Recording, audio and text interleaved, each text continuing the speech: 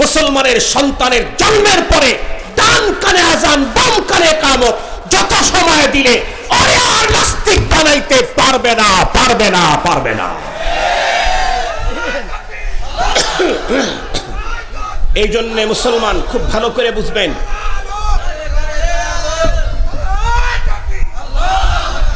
আমার সন্তানের ঈমান রক্ষার জন্য ইসলাম আমার উপরে যে দায়িত্ব দিয়েছেন, সেকেন্ড দায়িত্ব হলো সন্তান জন্মের পরে তার ডান কানে আজান বাম কানে ইকামত। এখান থেকে বঞ্চিত করার জন্যই তো সিজার। আমরা স্পষ্ট বলে দিই, এই জন্য খুব ভালো করে শুনেন। সন্তানের অনেকগুলি হক লিখেছি কিতাবের মধ্যে, আমি সেখান থেকে 2-3টা বলবো। সন্তানের প্রথম নাম্বারের হকের কথা শুনলে আপনাদের অনেকের চোখ কপালের উপরে উঠে যাবে। বলে কি হুজুর? তাহলে হুজুর সে হকটা কি? ভালো করে শুনেন, মারা শুনবেন। সন্তানের প্রথম হক সন্তান জন্মের পরে না, সন্তান জন্মের অনেক আগে। যেমন সন্তানের বাবা যিনি হবেন, উনি যখন বিয়ে করবেন ওই মুহূর্তে সন্তানের প্রথম হক আদায় করার টাইম। সন্তানের মা যিনি হবেন, উনি যখন বিয়ে করবেন তখন তার পেটে আগত সন্তানের প্রথম হক আদায় করার টাইম হলো এখন। কেমন? সন্তানের বাবাকে দেখে শুনে ভেবে চিনতে সতী সাধুরী দিনদার নামাজি ভদ্র একজন মা সন্তানের জন্য চয়েস করতে হবে। তার মানে আমি স্ত্রী হিসাবে যাকে আমি চয়েস করব, তাকে চয়েস করতে প্রথমে আমার মাথার মধ্যে এটা থাকতে হবে, আমি যাকে আমার ঘরে আজকে নববধূর সাজে সাজায়া বাসর ঘরে নিয়ে আসছি, আগামী দিনে এই মেয়েটাই হবে আমার সন্তানের মা। নাকি সন্তান অন্য জায়গা থেকে কিনে নিয়েবেন? কথা বলেন না কেন? এই মেয়েটাই আগামী দিনে আমার সন্তানের মা। সঙ্গত কারণে আমি যাকে আমার বাসর ঘরে যাকে স্ত্রী হিসেবে নিয়ে আসছি, প্রথমে তার চরিত্র দেখা দরকার, তার ক্যারেক্টার দেখা দরকার, তার ক্যারিয়ার দেখা দরকার, তার স্বভাব দেখা দরকার, তার ভদ্রতা দেখা দরকার, তার দিনদারি দেখা দরকার।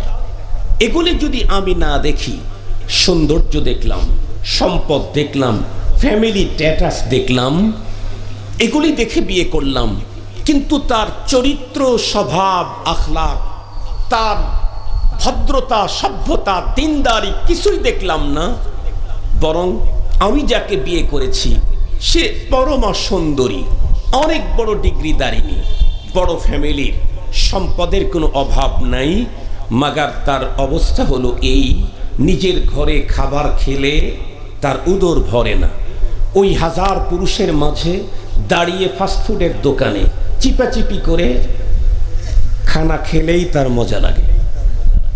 যে বড় বয়ফ্রেন্ডকে নিয়ে রাতের পরে রাত আর দিনের পরে দিন ট্যুরে যেতে যে মজা করে, যে বাবা মা কোনো নীতি নৈতিকতার কথা বললে বাবার সামনে চোখ রাঙ্গায়, মা তাকে আদর্শের কোনো কথা বললে মাকে মারতে উদ্যত হয়, সে যতই সুন্দরী হোক, যতই ডিগ্রিদারি হোক এবং যতই টাকার মালিক হোক, যত বড় উচ্চ ফ্যামিলিরই হোক, আর যাই হোক, এই মেয়েকে ঘরে নিয়ে আসলে ওর পেট থেকে যেই বাচ্চা জন্মগ্রহণ করবে সে যদি ছেলে হয়, ও মেয়ে হয়েই বাবার উপরে চোখ রাঙ্গিয়েছে, ওর পেটের ছেলে তো বড় হওয়ার পরে নীতি নৈতিকতার কথা বললে বাবার চোখ তুলে ফেলবে, বাবার চোখ তুলে ফেলবে। মুহতারাম হাজিরিন, এ কারণে বাবার সন্তানের প্রথম হক সন্তানের জন্য একজন দিনদার সতী সাধুরী নামাজি অতি ভদ্র মেয়ে তার সন্তানের মা হিসাবে চয়েস করা। মার প্রথম হক কি সন্তানের বেলায়? সেম হক। আজকের সময়ে, বর্তমান সময়ের অধিকাংশ মেয়ে এবং মেয়ের অভিভাবক যারা, তাদের ফার্স্ট চয়েস হলো সরকারি চাকরি, ফার্স্ট চয়েস। আমার কাছে তথ্য আছে, ম্যারিজ মিডিয়া থাকে না, আমার এলাকায় একজন ছিল, মূর্খ সূর্খ মানুষ, মারা গেছে। সে আমার বিয়েরও মধ্যস্থতা করতে চেয়েছিল, কিন্তু হয় নাই আর কি। তা আমি একদিন ওরে জিজ্ঞেস করছি, কি খবর? আমাদের সিরাজগঞ্জে এটা ঘটক বলে, ঘটক বলে নাকি? তা বলছি কি খবর ঘটক সাহেব? এলাকার মানুষ, অসহায় গরিব মানুষ, মোহাব্বত করি আর কি, ভালোবেসে বলছে কি খবর ঘটক সাহেব? এখন তো ব্যবসা খুব ভালো। বলে কেমনে? বলে এখন তো প্রচুর ছেলে মেয়ে, আগে তো সারা গ্রামে 3টা যুবক ছেলে পাওয়া যেত না, 3-5টা যুবতী মেয়ে পাওয়া যেত না, এখন তো প্রচুর। বলে হুজুর আপনারা তো হুজুর মানুষ, দিন দুনিয়ার খবর নাই, যুবক যুবতী প্রচুর হইলে কি হবে, এখন ঘটক লাগে না, ওরাই ঠিক করে। কি বলছে? এখন ঘটক লাগে না, ওরাই ঠিক করে। তা আমি বললাম আরে ওরা ঠিক করলেও 50-50ও যদি হয় তাও তো তোমাদের অভাব নাই। বলে হুজুর দিন দুনিয়ার খবর নাই আপনাদের কাছে, ওরা ঠিক করে এমনই বেশি, 2-4টা যদি আমরা সিট ফুট পাই অভিভাবকের মাধ্যমে, সেখানে মেয়ের বাবার প্রথম চয়েস হলো সরকারি চাকরিজীবী। তাহলে আমি যে তথ্যটা বললাম এটা অবাস্তব হওয়ার সম্ভাবনা নেই। আমি জিজ্ঞাসা করলাম সরকারি চাকরিজীবী খোঁজে কেন?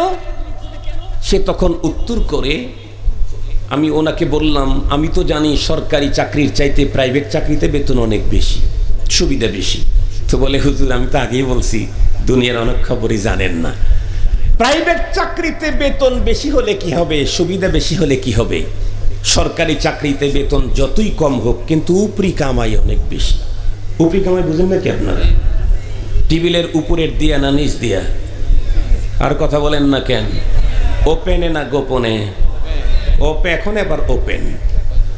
আমি জিজ্ঞাসা করতে চাই কোন মেয়ের বাবা যদি এই উপরি ইনকামের জন্য কোন ছেলেকে তার মেয়ের হাজবেন্ড হিসেবে চয়েস করে, তার অর্থই হলো মেয়ের বাবা কোনো হালাল খোরকে চয়েস করে না, হারাম খোরকে চয়েস করে। আপনারা বলুন তো দেখি, উপরি বলতে যেটা আছে এটা হালাল না হারাম? আর হারামে যে আরাম নাই এই ওয়াজ 24-এর পরে দরকার নেই। হারামে যে কি নাই এই ওয়াজ 24-এর পরে আবার নতুন করে ওয়াজ করা দরকার আছে? এলাকার দিকে তাকাইলেই তো বোঝা যায় যারা সবচাইতে বেশি আরামে ছিল এখন তাদের খোঁজই পাওয়া যেতেছে না।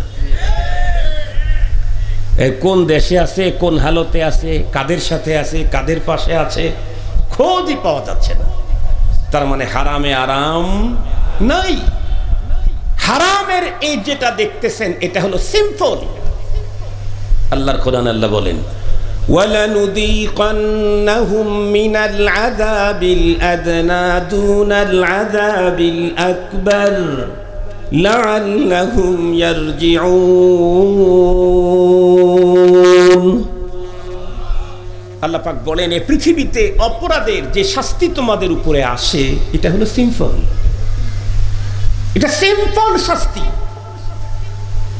এই সিম্পলটা কেন দেই? যাতে আর জীবনে পরবর্তী সময়ে কখনোই তুমি অপরাধের দিকে অগ্রসর না হও। তাহলে প্রশ্ন আসে ফাইনাল শাস্তি কবে হবে? আল্লাহর কোরআন আল্লাহ তাআলা বলেন কুল্লু নাফসিন যায়িকাতুল মাউত ওয়া ইন্নাকুম তুওয়াফাউনা উজুরাকুম ইয়াওমাল কিয়ামাহ। আল্লাহ বলেন প্রতিটি প্রাণীকেই মৃত্যুর স্বাদ গ্রহণ করতে হবে, আর তোমরা তোমাদের কৃতকর্ম ভালো হোক আর মন্দ হোক উভয়টার ফাইনাল পাওনা পাইবে আখিরাতে। কে বলছেন? আল্লাহ। কে বলছেন? আল্লাহ। وَإِنَّكُمْ تُوَفَّوْنَ أُجُورَكُمْ يَوْمَ الْقِيَامَةِ فَمَنْ زُحْزِحَ عَنِ النَّارِ وَأُدْخِلَ الْجَنَّةَ فَقَدْ فَازَ। আর একটা মেসেজ দিলেন আল্লাহ, কি? এই দুনিয়ার মানুষ, হঠাৎ করে কেউ মন্ত্রী হলো, হঠাৎ করে এমপি হইলো, হঠাৎ করে গভর্নর হয়ে গেল, হঠাৎ করে দলপতি হলো, হঠাৎ করে কোটিপতি হলো, তোমরা তাকে সফল কাম মনে করো। রব কি বলেন? না, পরপারে মান যুহজিহা আনিন নার ওয়া উদখিলাল জান্নাহ ফাকাদ ফাজ। আমি যখন মানুষের কৃতকর্মের প্রতিদান তাদেরকে দেব, তারা তাদের কর্মের প্রতিদান পাওয়ার পরে যদি অবস্থানটা এই হয় জাহান্নাম থেকে মুক্তি পেয়ে জান্নাতে ঢুকে গেছে। আল্লাহ বলেন এই লোকটা হলো প্রকৃত সফল, এই লোক হলো সফল। হঠাৎ করে এমপি, হঠাৎ করে মন্ত্রী, হঠাৎ করে কোটিপতি, হঠাৎ করে শিল্পপতি, এর কোনো সফলতা না। কেন? কারণ দুনিয়ার জীবন 70, 80, 90 বৎসর। এই 90 বৎসরের সফলতা কোনো সফলতাই নেই। দেখেন না বিগত সরকারের সময় যারা নতুন এমপি হয়ে কয় মাস গেছে, 6 মাস, নতুন এমপি হয়ে 6 মাসের পরে যখন সরকার ঝরে পড়ল, আল্লাহ, আমার এলাকায় আছে 2-1 জন, তাদের ফ্যামিলির কান্না কে দেখে? হায় হায়, যারা 15 বৎসর খাইলো তাদের যে শাস্তি, মাত্র 6 মাস খালি চেষ্টায় ছিলাম তাই সেই শাস্তি, খাইতেও পারলাম না। 6 মাস প্রসেসিং করতেছে, মাত্র খাওয়ার সিস্টেম পথ আবিষ্কার করতেছে। শাস্তি দেখি তাদের যেমন আমাদেরও তেমন, বরং কোনো কোনো জায়গাতে 10 বৎসর খায়া 5 বৎসর একটু অফ দিয়েছিল, ও খানিকটা বেঁচে গেছে, ওর বাড়ি পড়ে নাই, ওর বাড়ি পড়ে নাই। 10 বৎসর খেয়েছে, 5 বৎসর পরে দূরে ছিল, ওর বাড়িতে আক্রমণ করে নাই। নতুন যারা খাইতে পারে নাই, খালি টিকিট করছে, বাড়ি শেষ। খুব ঠিক বললাম না? ঠিক বললাম?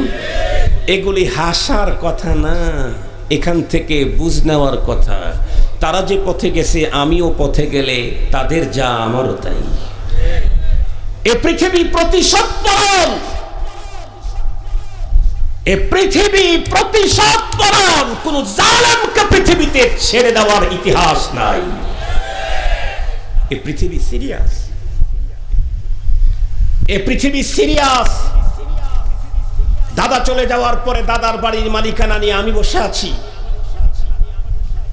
আমার নাতির আগমনে আমাকেও লাঠি দিয়ে সরায়া পৃথিবী আমার নাতিকে আমার জায়গায় বসায় দিবে। পৃথিবীর সিস্টেমই এমন। দাদার বাড়িতে আমি আজকে মালিকানা দাবি করতেছি না, অপেক্ষা করো তোমার নাতির আগমন হোক, তোমাকেও দাদার কাছে প্যাকেট করে দিয়ে দিবে। তোমার নাতি তখন তোমার বাড়ি আর এলাকার মালিকানা দাবি করবে। পৃথিবী সিরিয়াস। আল্লাহর কোরআন, আল্লাহ বলেন লা তাবদিলা লিকালিমাতিল্লাহ, সিস্টেম করে দিয়েছি আমি, এটা চেঞ্জ করব, এই ক্ষমতা পৃথিবীর কারো নাই। সিলগালা লাগাই দিয়েছি, অটোমেটিক চলতে থাকবে, অটোমেটিক চলতে থাকবে। মুহতারাম হাজিরিন, তো যে কথা বলতেছিলাম, আমরা আমাদের মেয়েদের জন্য পাত্র খুঁজতে গিয়ে কি খুশি?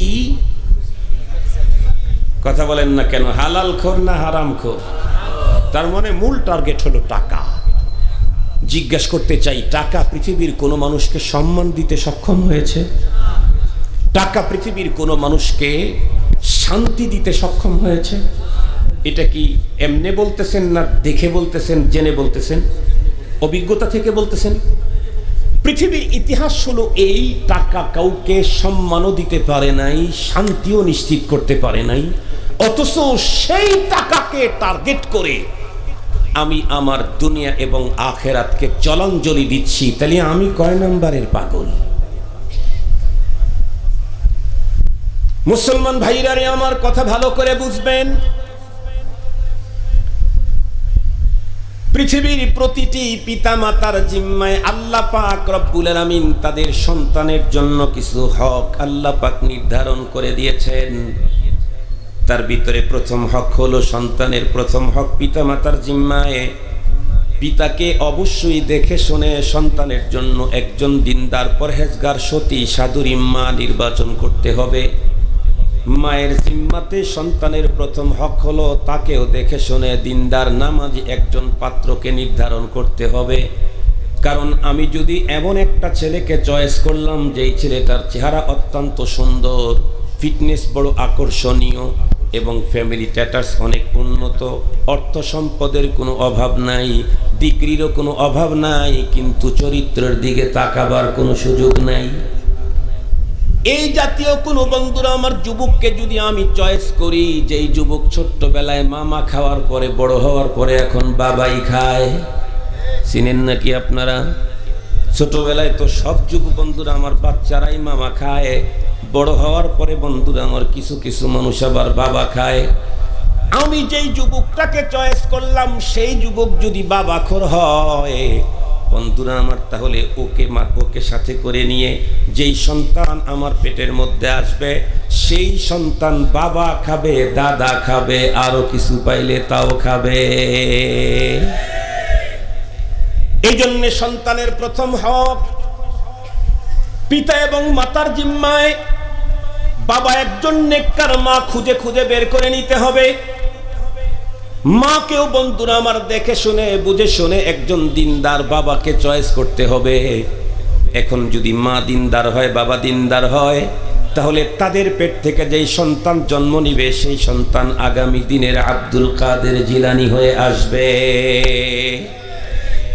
পক্ষান্তরে মার চরিত্র যদি এমন হয় যে তার ফ্রেন্ডদেরকে নিয়ে দেশ বিদেশে ট্যুরে যায়, বাবার চরিত্র যদি এমন হয় রাত্রি গভীরে কোথায় পড়ে থাকে কাপড় চুপড় পর্যন্ত এক জায়গায়, সে থাকে আর এক জায়গায়, তাকে অচেতন অবস্থায় বন্ধুরা আমার বাসায় নিয়ে এসে রাখতে হয়। এই জাতীয় দুইজনের মিশ্রণে যেই সন্তান জন্ম হবে এই সন্তান কোনোদিন আব্দুল কাদের জিলানী আর বন্ধুরা আমার জুনাইদ বগদাদি হতে পারে না। বেশির থেকে বেশি কিলার খুনি এরশাদ শিকদার মার্কা হওয়ার সম্ভাবনা থেকে যায়। আব্দুল কাদের জিলানী পেতে চাইলে মা বাবাকে হতে হবে জিলানীর মা বাবা মার্কা। যার তার পেট থেকে আব্দুল কাদের জিলানী আসেন, যার তার পেটের ভিতরে জুনাইদ বগদাদির জন্ম হয় না, যার তার পেটের ভিতরে থেকে হুসাইন আহমদ মাদানি আসে না। মাদানি আসতে চাইলে বাবা তেমন হতে হয়, মা তেমন হতে হয়। মুহতারাম হাজিরিন, আমাদের দেশের আমরা প্রত্যেকেই প্রত্যাশা করি হুজুর আমার ছেলেটা জানি এই হয় ওই হয় সেই হয়, আমার ছেলে এই হয় সেই হয় ওই হয়, সব ঠিক আছে, কিন্তু ছেলে এগুলি হওয়ার পথ পরিক্রমা কি আমি ঠিকঠাক করে রেখেছি? আমি তো সব বন্ধ করে ফেলেছি। সন্তানকে যা খাওয়াচ্ছি হারাম, সন্তানকে যা দেখাচ্ছি হারাম, সন্তানকে দেখাইতেছি হারাম, খাওয়াইতেছি হারাম। হুজুরের কাছে প্যাকেট করে দিয়ে আসলে হুজুর কি ট্যাবলেট খাওয়াবে? কি ট্যাবলেট খাওয়াবে হুজুর? শুধু খাদিজাতুল কুবরার মতো চান? হুজুর কি ট্যাবলেট করে খাওয়ায় দিবে, তাবিজ দিয়ে বানায় দিবে? এটা হয় না। আমাদেরকে আগে ঠিক হতে হবে। আল্লাহর পয়গম্বর হাদিস শরীফের ভিতরে বলেন তুনকাহুল মারআতু লিআরবাইন লিমালিহা ওয়া লিজামালিহা ওয়া লিহাসাবিহা ওয়া লিদীনিহা ফাজফার বিযাতিদ্দীন তারিবাত ইয়াদাক। আল্লাহর পয়গম্বর বলেন আরবের পুরুষেরা নারীদেরকে বিয়ে করতে চারটা জিনিস দেখতো। একটা দেখতো তার সৌন্দর্য, আর একটা হলো তার সম্পদ, আর একটা হলো তার ফ্যামিলি, আর একটা হলো তার দিনদারি। আমি রসুল তোমাদেরকে বলছি তোমরা দিনদারিটাকে মূল বানায়া একজন মেয়েকে দেখো। যদি তার ভিতরে দিনদারি পাওয়া যায় তাহলে এখন দেখো অন্য তিনটা পাওয়া যায় কিনা। হ্যাঁ দিনদারি আছে, সৌন্দর্য আছে বলে তাহলে আলহামদুলিল্লাহ, আর এখান থেকে মুখ ফিরিয়ে নিও না। বলে দিনদারি আছে, সৌন্দর্য আছে, সাথে সাথে আবার সম্পদও আছে, সুম্মা আলহামদুলিল্লাহ, এই নারী থেকে তুমি তোমার মুখটাকে ফিরিয়ে নিও না। বলে দিনদারি আছে, সৌন্দর্য আছে, সম্পদও আছে, ফ্যামিলি স্ট্যাটাস তো অনেক উন্নত। বলে সুম্মা সুম্মা আলহামদুলিল্লাহ, এই জাতীয় নারী থেকে কখনোই তুমি মুখ ফিরিয়ে নিতে পারো না। তবে যদি এমন হয় সম্পদ আছে, সৌন্দর্য বিশ্বসেরা এবং ফ্যামিলির দিক থেকে বর্তমান সময়ের সবচাইতে প্রভাবশালী, যাদের নাম শুনলেই অন্যদের গায়ের ভিতরে কম্পন তৈরি হয়ে যায় শরীরের মধ্যে, এমন প্রভাবশালী, কিন্তু তার ভিতরে দিন নাই, খবরদার এই জাতীয় নারীকে বিয়ে করতে যেও না। এই জাতীয় নারীকে বিয়ে করলে সন্তানের হক শুধুই নষ্ট হবে এমনটি না, বরং তোমার তামাম জীবন কষ্ট হবে। এই জাতীয় মেয়েকে বিয়ে করলে শুধু সন্তানের হক নষ্ট হইও না, আপনার জীবনও কষ্ট হবে, আপনার জীবনও কষ্ট হবে। আমার এই ওয়াজ শোনার পরে অনেকের মনের মধ্যে আসতেছে হায় হায় হুজুর আপনি সে আসল ওয়াজটা করলেন, কিন্তু এই বয়সে কে, আমি তো আগে জানি নাই, ওই জাতীয় একটা বিয়ে করে ফেলেছি, কষ্টতে হুজুর মাঝে মাঝে মনে হয় আত্মহত্যা করি, এত জ্বালা। এত পরে এই ওয়াজ করলেন কেন হুজুর? এই ওয়াজটা তো আর আগে দরকার ছিল। মুহতারাম হাজিরিন, আমরা যারা দাদা হয়ে গেছি, যদি ওইগুলি জিনিসগুলি না দেখে বিয়ে করেছি, ঝামেলায় পড়েছি, এখন কি করব আমরা? আমরা যারা বাবা হয়ে গেছি, 3 সন্তান ঘরে আসছে, সে আমাকে শান্তি দেয় না। অফিসে থাকি মোটামুটি ভালো, বাসায় ঢুকলেই সেমি জাহান্নাম। আছে না নাই? কথা বলেন না কেন? আপনারা যদি এখন 30 খতমও করেন নাই নাই নাই নাই নাই, তারপরও খান সাহেবকে বিশ্বাস করাইতে পারবেন না। কেন? খান সাহেব তো ঢাকা শহরের 2-3টা কেন্দ্রীয় মসজিদের খতিব। আমি তো রানিং 2 মসজিদে জুমার নামাজ পড়াই কন্টিনিউ, আর একটাতে পড়াই বছরে 4 বার। মানে বছরে যেই মাসগুলাতে 5 জুমা হয় সেইগুলাতে ওই মসজিদে যাই। যত বড় টাকাওয়ালা, যত বড় উন্নত ফ্যামিলি, তত বড় পারিবারিক ঝামেলা। আর আমাদের কাছে ডাক্তারের কাছে যেমন ডাক্তার যেমন জানে যে যে বিষয়ের ডাক্তার, উনি খুব ভালো জানে যে এই রোগের রুগী কারা কারা আছে। ঠিক বললাম না? ঠিক বললাম? যে যেই সাবজেক্টের ডাক্তার, সে খুব ভালো জানে যে এই অঞ্চলে এই রোগের রুগী কারা। আমরাও কিছু ঝাড়ফু করি, তো ঝাড়ফু মানে হুজুর, তো আমাদের কাছে তাবিজ তুমাজার পানি পড়ার জন্য আর সুতা পড়ার জন্য তেল পড়ার জন্য লোকের কোনো অভাব নাই। কেউ তো রুমের ভিতরে ঢোকার আগ থেকেই ডুকরে কাঁদতে থাকে। এমনটি হয়েছে আমার অনেক লোকের সাথে। বয়োবৃদ্ধ মানুষ, 70+ বয়স, স্বাস্থ্যবস্তু ভালো, ডুকরে কাঁদতেছে। লোকটাকে দেখে আমার মায়া হয়ে গেল। হাজার বুঝাইতে থাকি, কিন্তু উনি বুঝলেন না, শুধু আমার বুকে মাথা রেখে কান্দা শুরু করছে। আমি তার পিঠে হাত বুলাইলাম, মাথায় হাত বুলাইলাম, মুরব্বী একটু শান্ত হন, দুনিয়াতে দুঃখ তো কোনো দুঃখ না। কেন? কোরআনে আছে, হাদিসে আছে, পৃথিবীতে যদি কোনো মুমিন হয়ে থাকে, তার জীবনের যত দুঃখ আসবে, এমন কি পথ চলতে যে উষ্টা খায়, হাদিসে আছে, এর দ্বারায় আমার জীবনের হয় গুনাহ মাফ হয়, না হয় পরপারে মর্যাদা বাড়ে, প্রমোশন হয়। সঙ্গত কারণে দুঃখ আমি দুঃখ হিসাবে নেব না। সঙ্গত কারণে দুঃখ আমি কি হিসাবে নেব না? দুঃখ হিসাবে নেব না। ঝামেলা আমি ঝামেলা হিসাবে নেব না। আমি অনেক সময় কথা বলি আমার ফ্রেন্ডদেরকে, শোনো, কুল লা ইউসিবানা ইল্লা মা কাতাবাল্লাহু লানা হুয়া মাওলানা ওয়া আলাল্লাহি ফালইয়াতাওয়াক্কালিল মুমিনুন। আল্লাহ তার রাসূলকে বলেন, কুল, আপনি বলেন না ওগো রাসূল, লা ইউসিবানা ইল্লা মা কাতাবাল্লাহু লানা, আমার জীবনে তো তাই ঘটবে যা রব আমার জন্য বাজেট দিয়েছে, এর বাইরে কিছু হবে না। রব যদি আমার জন্য জুতার মালা বাজেট দিয়ে থাকেন, আসবে। রব যদি আমার জন্য ফুলের মালা দিয়ে থাকেন, আসবে। রব যদি আমার জন্য মানুষের কপালে, আমার কপালে মানুষের চুমু লিখে থাকেন, চুমু দিবে। রব যদি আমার কপালে মানুষের জুতার বাড়ি লিখে থাকেন, জুতার বাড়ি আসবে। তবে আমি এর জন্য বিচলিত নই, আমি এর জন্য পেরেশানি করি না। কেন? লা ইউসিবানা ইল্লা মা কাতাবাল্লাহু লানা, রবের সিদ্ধান্ত যা তাই হবে, আমি বিচলিত হয়ে লাভটা কি? এর চাইতে বড় কথা হলো, আমার জীবনের যত দুঃখ, ধাক্কা, বেদনা, প্রতিটার বিনিময়ে আখিরাতে আমি বিআহসানি মা কানু ইয়ামালুন, অনেক অনেক অনেক অনেক অনেক উন্নত করে আমি পেয়ে যাব। সুবহানাল্লাহ বলবেন না একটু? ভুলে গেছেন সুবহানাল্লাহ কথা?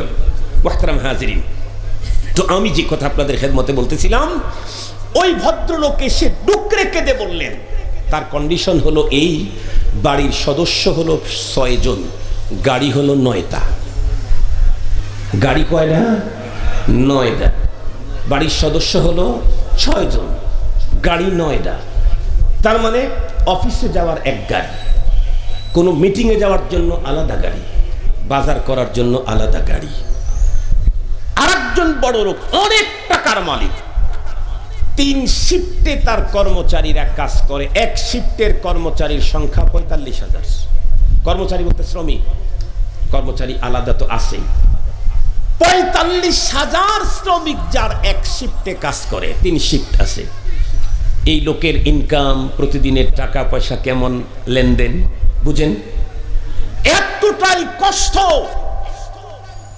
যে কষ্টের কারণে নিজের ঘরে থাকতে পারেন না, 15 দিন 21 দিন পর্যন্ত লা মেরিডিয়ান হোটেলে গিয়া থাকতে হয়। হোটেলের নামটা আবার বলে ফেললাম, না জানি আল্লাহর বান্দার কাছে আবার এই ওয়াজ যায় নাকি। পরে বলবে হুজুর বাঁচাইছে আল্লাহ, আপনি আমার নামটা বলেন নাই, শুধু হোটেলের নামটাই বলছেন। আল্লাহ হেফাজত করুক। এটা আসলে হাসার কথা না। কি পরিমাণে দুঃখ ভিতরে থাকলে, কি পরিমাণে ব্যথা ভিতরে থাকলে নিজের ঘরকে ছেড়ে দিয়ে হোটেলে দিনের পরে দিন হাফসিল্লা কাটার লাগে, বুঝেন? এগুলোই কেন? পয়গম্বর যে নির্দেশনা দিয়েছিলেন সেই নির্দেশনা মানা হয় নাই। নবীজি বলছেন তুমি বিয়ে করার সময় দিন আগে দেখো, চেহারা পরে দেখো, সম্পদ পরে দেখো, ফ্যামিলি পরে দেখো, আগে দেখো দিনদার কিনা। বলে দিনদার, 100 দিনদার, বিয়ে করো। চেহারার সৌন্দর্য কম হতে পারে, কিন্তু ওর আখলাক আর চরিত্র আর ভালোবাসার সৌন্দর্যে তোমাকে মুগ্ধ করে রাখবে। আমাদের দেশের অধিকাংশ ফ্যামিলিতে এখন ডিভোর্স হচ্ছে, খুব বেশি ডিভোর্স হচ্ছে, সিরিয়াস মহামারীর মতো। কথা বলেন না কেন আপনারা? কথা বলেন না কেন? আমার উপরে রাগ আছে? আমি তো মনে হয় 10 বছর পরে আসলাম নওয়াপাড়াতে, আরো বেশি মনে হয়। একজন এমপি ছিলেন না, মারা গেছেন, উনি বেঁচে আছেন? আরে আল্লাহর বান্দার সাথে একটু দেখা করা দরকার ছিল। 15 বছর মনে হয় আগে আমি আসছি ওনার ওইখানে পোস্ট করতে, ধোবাদি। মারা গেছে, বেঁচে আছে? মাশাআল্লাহ। আপনারা কারোর সাথে দেখা হইলে আমার সালামটা ওনাকে পৌঁছায় দিবেন, আর বলবেন হুজুর আপনার জন্য এখনো দোয়া করে বলবেন। তো অনেক বছর পরে আসছি, তাও যদি কথা না বলেন তাহলে আজকে যাব জাহিদ ভাইকে, জিয়াদ ভাইকে বলবো যে আগামী বছরের ওয়াজের আর দাওয়াত দেওয়া আমার দরকার নেই, এখানকার লোকেরা আমার চয়েসও করে না, মহব্বত করে না। কথা বলেন না যে আমার সাথে একটু কথা বলেন।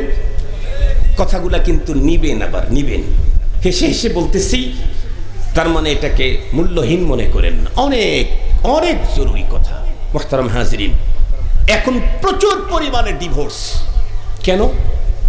বনিবনা হচ্ছে না। আরে বনিবনা হবে না কেন? অথচ আজ থেকে 50 বছর পূর্বের বিবাহগুলা দেখেন, 40 বছর আগের বিবাহগুলা দেখেন। এখন থেকে 40 বছর আগের বিয়ে যে আছে, গভর্নমেন্টকে বলবো আপনি একটা জরিপ করেন। 40 বছর 50 বছর আগে যে বিয়েগুলি হয়েছে, যারা এখনো বেঁচে আছে দম্পতি, গিয়ে দেখেন এদের অনেকেরই অবস্থা হলো এমন, বিয়ে করার সময় যিনি বিয়ে করেছেন, যিনি বিবাহ বসেছেন, অর্থাৎ ছেলে মেয়ে কেউ একজন আর একজনকে দেখে নাই।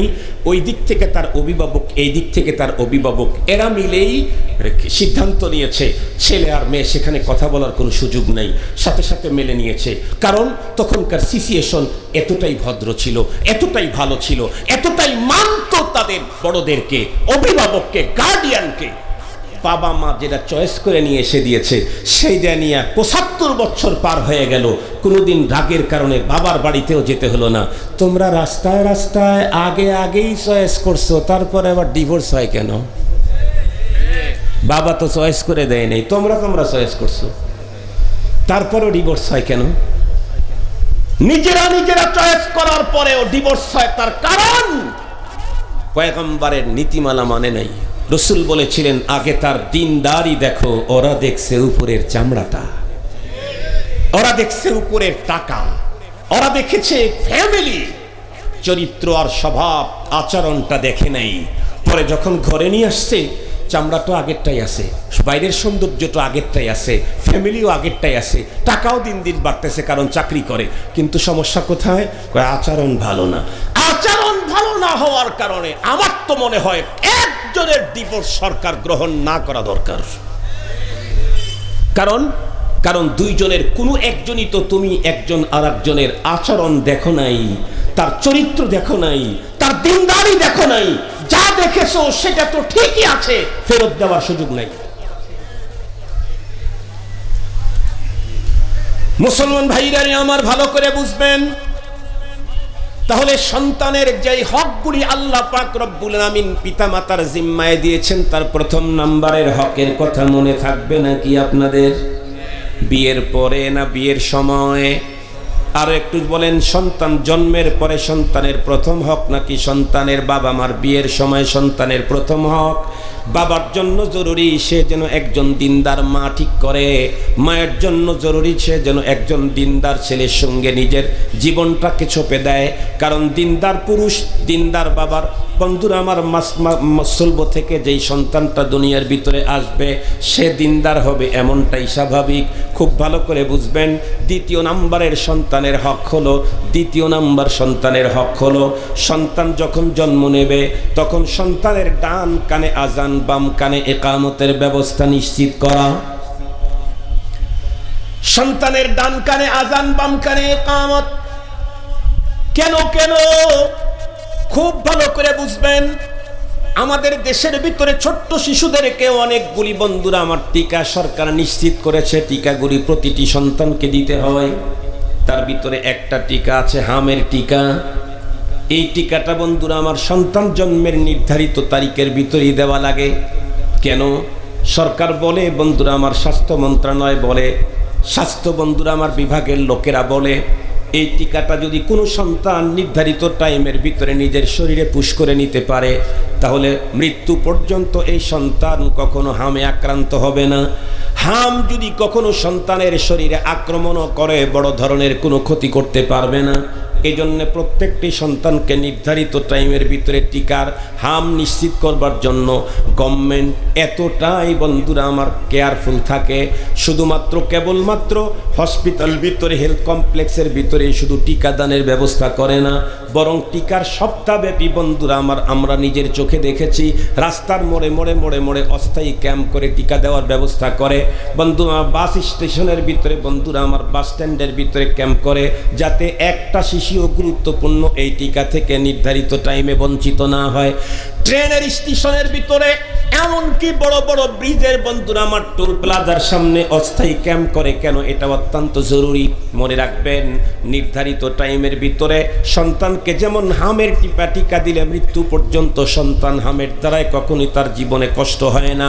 বন্ধুরা আমার সেম সন্তান জন্মের পরে তাদের প্রত্যেককে ঈমানি টিকা দিলে এই সন্তান পৃথিবীর যে কোনো সভ্যতায় যাক না কেন জীবনেও কোনোদিন মুসলমানের এই সন্তান নাস্তিক আর মুরতাদ হয় না। এই জন্য সন্তান জন্মের পরে তার ডান কানে আযান, বাম কানে ইকামত, এটা ঈমানি টিকা। সন্তান জন্মের পরে মাত্র পৃথিবীতে আসার পরেই সন্তানের ডান কানে আস্তে আস্তে করে আযানের শব্দ শোনায় দিলেন, আল্লাহু আকবার, আল্লাহু আকবার, আশহাদু আল্লা ইলাহা ইল্লাল্লাহ, আশহাদু আন্না মুহাম্মাদার রাসূলুল্লাহ। ঈমানের মৌলিক জিনিসটা বন্ধুরা আমার তিনটা, একটা হলো তাওহীদ, আর একটা হলো রিসালাত, আর একটা হলো আখিরাত। বন্ধুরা আমার খুব ভালো করে বুঝবেন, এই সন্তান জন্মের পরই তার ডান কানে তাওহীদ আর রিসালাতের শাহাদাতাইন ঢুকে গেল, কানের ভিতর দিয়ে তার হৃদয়ের ভিতরে ঢুকলো আশহাদু আল্লা ইলাহা ইল্লাল্লাহ, আশহাদু আন্না মুহাম্মাদার রাসূলুল্লাহ। এই সন্তানের কানের ভিতরে এটা ঢোকার কারণে হৃদয়ের ভিতরে আল্লাহ আর রসুলের প্রতি মুহাব্বত এমনভাবে জমে গেল, এই সন্তান পরবর্তীতে যদি নাস্তিক মুরতাদদের চতুর্দিকে তুফান আর সাইক্লোনের মাঝেও যদি থাকে, জিন্দিগিতে কোনোদিন তার অন্তর থেকে ঈমান চলে মুরতাদ আর নাস্তিক হবে না। এই মহান টিকা থেকে মুসলমানদেরকে বঞ্চিত করবার জন্য তামাম পৃথিবীর কুফর মিল্লাত অনেক সুন্দর নামে ভয়ঙ্কর জাল দুনিয়াতে ছড়ায় দেওয়ার চক্রান্ত করেছে। সেটি হলো, এখন অলরেডি যেই রোগে আমরা আক্রান্ত হয়ে গেছি, সেটি হলো, আপনারা বলেন তো দেখি, আমার দুই আম্মা, আমার দুই মায়ের টোটাল ভাই বোন পৃথিবীতে জন্ম নিয়েছি 17টা না 18টা, বেঁচে আছি এখনো 10টা, আর 5, 6, 7টা মারা গেছে, 7, 8টা। যেটা মারা গেছে অনেক আগে, ওটা হিসাব নেই আর কি, একটাও তো স্বীকার করা লাগে নাই। এখন কি হুজুর, কি পাবলিক, কি তাবলিক, কি প্রফেসর, কি ডাক্তার, কি মিনিস্টার, কি মন্ত্রী, সব ঘরে ঘরে সিজার ছাড়া হয় না। অবশ্য ইদানিং সিজার ছাড়া নর্মাল ডেলিভারির উপরে কিছু কার্যক্রম চলতেছে। ইদানিং সিজারের সিস্টেমটা চালু করতে গিয়ে আমাদেরকে লেবেল দিয়েছে সিরিয়াস, যেই লেবেল সবাই খায়, হুজুরও খায়, পীরও খায়, সবাই খায়। লেবেল কি? মা ও শিশুর জীবন রক্ষা। বর্তমান সময়ের মানুষ বড় দুর্বল, খাদ্যের বড় ঝামেলা, সঙ্গত কারণে বাচ্চা হতে গেলে বেশিক্ষণ সময় ব্যথা ট্যাথায় কাতর হয়ে গেলে ও বাচ্চা ভিতরে মরে যায়, আবার পানি শেষ হয়ে যায়, পানি শুকায়া যায়, কত রকমের সূত্র আবিষ্কার করা হয়েছে। মুহতারাম হাজিরিন, এই জন্য সিজার করো। উপরের লেভেল হলো ভিটামিন A to Z, কিন্তু ভিতরে ঢুকা আছে সাম্মোসা, ভয়ঙ্কর বিষ। সেটি কি? ওরা রিসার্চ করেছে, গবেষণা করেছে।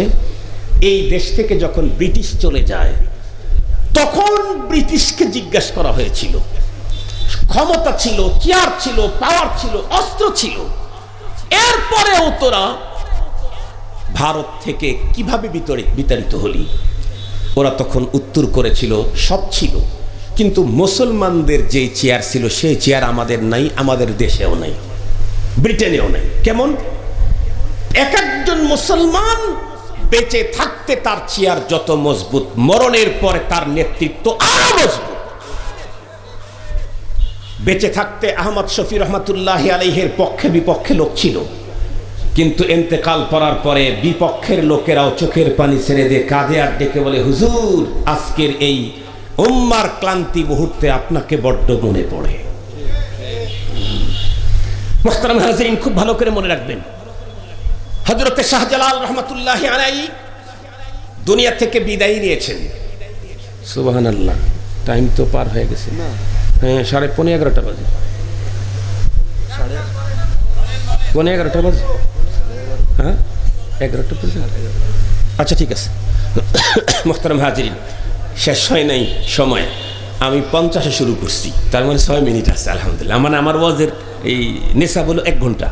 তো আপনাদের মুহাব্বত আর ভালোবাসার কারণে আমি আরো 10 মিনিট বাড়ায় দেবো ইনশাআল্লাহ, অসুবিধা নেই। পেরেশানি করেন না, আমি শাইখুল হাদিস সাহেবের ছাত্র। শাইখুল হাদিস সাহেব আমাদেরকে বলতেন যে, তুমি কি মনে করছো, তোমরা কি মনে করছো যে আমি এক হাদিস পড়ানের শাইখুল হাদিস? আমি একদিনে এক হাদিসের তকরির যেমন 1 ঘন্টা ব্যাপী করতে পারি, বুঝাইতে পারি, একদিনে 30 পৃষ্ঠাও পড়াইতে পারি, সেই শাইখুল হাদিস আমি। আপনারাও মনে করেন না যে হুজুর একটা বুঝাইতে এত টাইম লাগবে, তাহলে আরগুলা মনে হয় বুঝাইতে পারবে না। পেরেশানি করেন না, সবগুলা 100 বুঝবেন ইনশাআল্লাহ, আল্লাহ তৌফিক দিলে ইনশাআল্লাহ। তো আমি যে কথাটা বলতেছিলাম, কি জানি বলতেছিলাম, মাশাআল্লাহ, আলহামদুলিল্লাহ, জাযাকুমুল্লাহু আহসানাল জাযা। আপনারা আমার 1 নম্বর ছাত্র, আপনাদের সবক মনে থাকে। ব্রিটিশ তখন এই কথা বলেছে। মনে রাখতে হবে একটা কথা, মুসলমানদের নেতৃত্ব, পাওয়ার চেয়ার, এটা এতটাই মজবুত। কোরআন শরীফের মধ্যেই তো আল্লাহ তাআলা বলছেন, মাসালু কালিমাতিন তাইয়্যিবাতিন কাশাজারাতিন তাইয়্যিবাতিন আসলুহা সাবিতুন ওয়া ফারউহা ফিস সামা। আল্লাহু আকবার বলেন। আমরা যে কালিমা পড়েছি, এই কালিমার কাছে তো দুনিয়ার কেউ দাঁড়াইতে পারবে না। যে কালিমা পড়েছি, শুধু কালিমা, এই কালিমার কাছে পৃথিবীর কোন প্রযুক্তি, কোন আবিষ্কারকের দাঁড়াবার কোন পাওয়ার নাই। মাসালু কালিমাতিন তাইয়্যিবাতিন কাশাজারাতিন তাইয়্যিবাতিন আসলুহা সাবিত ফারউহা ফিস সামা। যার মূল মাটির অনেক গভীরে, আর যার উপরের শাখা প্রশাখা আসমান পেরিয়ে আল্লাহর আরশে। এখানে কোন আবিষ্কারক দাঁড়াবে? কথা বলেন না কেন? এখানে কোন আবিষ্কারক দাঁড়াবে? ফেরাউন দাঁড়ায় টেকে নাই, নমরুদ দাঁড়ায় টেকে নাই, সাদ্দাত দাঁড়ায় টেকে নাই, হামান দাঁড়ায় টেকে নাই, আবু জেহেল দাঁড়ায় টেকে নাই। নতুন কেউ আবু জেহেল সাজতে চাইলে ওই আবু জেহেলের হিসাব নিকাশ করে আসতে হবে, নতুন কোনো আবু জেহেল হতে চাইলে। কেন? পৃথিবীর শুরু থেকে আজ পর্যন্ত সিস্টেম একটাই, কোনো চেঞ্জ নাই। লা তাবদীলা লিকালিমাতিল্লাহ। মুহতারাম হাজিরিন, তো আমি যেই কথা আপনাদের খেদমতে বলতেছিলাম, সন্তানদের যে হক আল্লাহ আমাদের জিম্মায় দিয়েছেন, ও বলতেছিলাম ওই যে সন্তানদেরকে ইহুদিরা যে সভ্যতা দিয়েছে, আমাদেরকে যে সিস্টেম দিয়েছে, সেটা হলো উপরে দিয়েছে মা ও শিশু স্বাস্থ্য জীবন রক্ষা, কিন্তু ভিতরে মূল লক্ষ্য হলো যে মুসলমানের সন্তানদেরকে আমরা যে শিক্ষা দিয়ে আসলাম, যখন চলে যায় লর্ড, তখন তো বলে গেছে ছেড়ে গেলাম হিন্দুস্তান, কিন্তু এমন এক শিক্ষানীতি দিয়ে গেলাম যেই শিক্ষানীতির অধীনে শিক্ষা গ্রহণ করলে হিন্দুস্তানের সন্তানেরা জন্মগত হিন্দুস্তানি হলেও মন মানসিকতা, সভ্যতার, কালচারের দিক থেকে হবে ব্রিটিশ মার্কা। কিন্তু এ পর্যন্ত তো আলহামদুলিল্লাহ স্বাধীনতার পরবর্তী 65-70 বছর তো প্রায় হয়ে গেল, ব্রিটিশ চলে গেছে, তাই না? এ পর্যন্ত তাদের শিক্ষায় শিক্ষিত হয়েছে, কিন্তু কেউ ব্রিটিশ মার্কা হয় নাই। কেন? কারণ এদেশের মুসলমান তুমি যে জার্ম দিয়েছ, এই জার্মকে প্রথমেই মেরে ফেলার জন্য জন্মের পরেই তাকে টিকা দেওয়া হয়। কথা বলেন না কেন? কিছুদিন আগে টিকা আসছিল না, করোনা করোনা করোনা, মনে আছে নাকি আপনাদের? কোভিড টিকা, কোভিড টিকা প্রথমে একটা, এরপরে দুইটা, এরপর আবার বুস্টার। এই বুস্টার টুস্টার আছে নাকি এখন? আর জোরে বলেন, নাই। চূড়ান্ত করোনার ভাইরাস যখন, তখন সরকার আশ্বস্ত হলো, টিকা বের হয়েছে, সারা দুনিয়া আশ্বস্ত। কেন? তাহলে কি হবে? ভাইরাস যত ভয়ঙ্করই হোক, টিকা দিয়ে দিলে ভাইরাস আর খেলতে পারবে না। তাম পৃথিবীতে নাস্তিকতাবাদের যত তুফান চলুক, মুসলমানের সন্তানের জন্মের পরে ডান কানে আজান, বাম কানে ইকামত যত সময় দিলে ওরে আর নাস্তিক বানাইতে পারবে না, পারবে না, পারবে না। এই জন্য মুসলমান খুব ভালো করে বুঝবেন,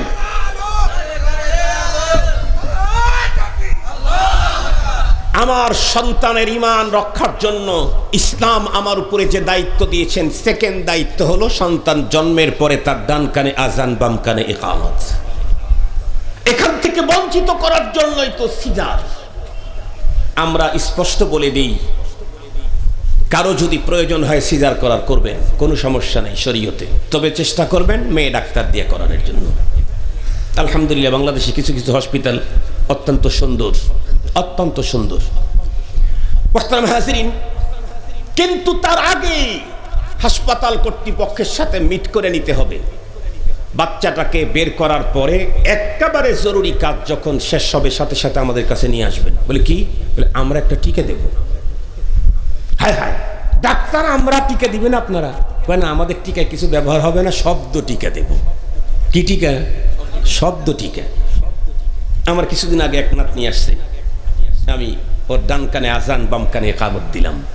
দেওয়ার পরে আমার দিলটা তখন তৃপ্তিতে ভরে গেল। আলহামদুলিল্লাহ, ইনশাআল্লাহ আমার নাতনি জীবনে কোনোদিন নাস্তিক মুরতাদ হবে না, কারণ আমি টিকা দিয়েছি, ঈমানি টিকা। এই হকটা বন্ধুরা আমার বাবার জিম্মায়। সন্তানের ডান কানে ইকামত, ডান কানে আজান, বাম কানে ইকামতের মূল জিম্মাদার হলো বন্ধুরা আমার বাবা। কারণ মা তো তখন জীবন মরণ সন্ধিক্ষণে দাঁড়ানো থাকে। মা বাঁচবেন কিনা মরে যাবেন, বাবা বন্ধুরা আমার দেশে থাক আর দেশের বাইরে থাক, সন্তানের জন্য আজানের ব্যবস্থা করে দিতে হবে। তৃতীয় নাম্বার, খুব ভালো করে মনে রাখবেন, সন্তানের যাদের সক্ষমতা আছে তারা সন্তানের জন্য আকিকা করবে। এটা সন্তানের পাওনা। আকিকার দ্বারাই আল্লাহ পাক রব্বুল আমিন সন্তানকে হাজার হাজার মুসিবত থেকে মুক্ত করে দেন। যাদের সক্ষমতা আছে খুব ভালো করে মনে রাখবেন, আকিকার দিন সন্তানের মাথাটাকে নাড়া করে দিবে এবং চুলগুলাকে শুকায়া ওজন দিয়ে যদি পারে স্বর্ণ দেবে, না হয় চাঁদি আল্লাহর রাস্তায় খরচ করে দিবে। যাদের সক্ষমতা আছে, যাদের নাই তাদের জন্য বন্ধুরা আমার কোনো জরুরি নাই। তবে মনে রাখবেন, সন্তানের জন্য বন্ধুরা আমার গুরুত্বপূর্ণ আরো একটা সন্তানের পাওনা পিতা মাতার কাছে 7 দিনের দিন আকিকা যখন করবে তখন তার জন্য একটা নাম নির্ধারণ করবে। তবে সেই নামটা যেন হতে হয় অত্যন্ত সুন্দর ইসলামী নাম।